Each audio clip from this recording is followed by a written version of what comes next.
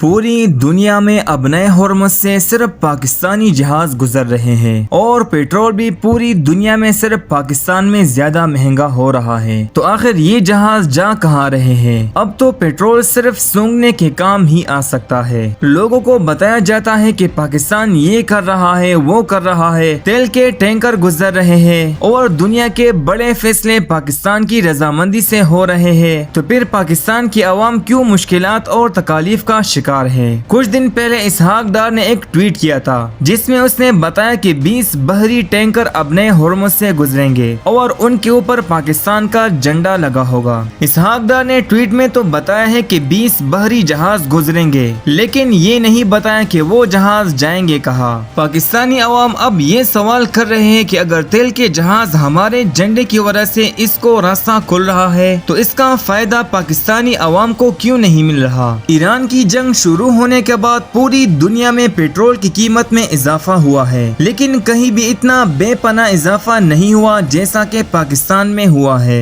Australia उन ममालिक में से है जहां इस जंग के बाद पेट्रोल की कीमत में सबसे ज्यादा इजाफा किया गया है, लेकिन वहां भी इजाफा तकरीबन 40% है, जबकि पाकिस्तान जैसे गरीब मुल्क में ये इजाफा ऑस्ट्रेलिया से भी 2 गुना ज्यादा है। अगर आप अपने पड़ोसी मुल्क भारत को ही देख ले तो वहाँ भी पेट्रोल की कीमत में इतना ज्यादा इजाफा नहीं हुआ जितना पाकिस्तान में हुआ है। हाँ, पेट्रोल की शॉर्टेज पाकिस्तान से ज्यादा इंडिया में है, लेकिन फिर भी उधर इतना इजाफा नहीं हुआ। लगता ऐसा ही है कि हमारी हुकूमत जैसे लोगों को मारने पर ही तुल गई है। वो कीमत ऐसे बढ़ा रहे हैं जैसे पाकिस्तानी लोगों ने पैसों के दरख्त लगाए हो। उसूली तौर पर तो ये होना चाहिए था कि पाकिस्तान जैसे गरीब मुल्क में जहाँ अवाम पहले ही माशी तंगी की जंग लड़ रही है और जीने के लिए कई किस्म की कुर्बानियां दे रही है, वहाँ पेट्रोल में इजाफा करने के बजाय इसमें कम करने की कोशिश की जाती।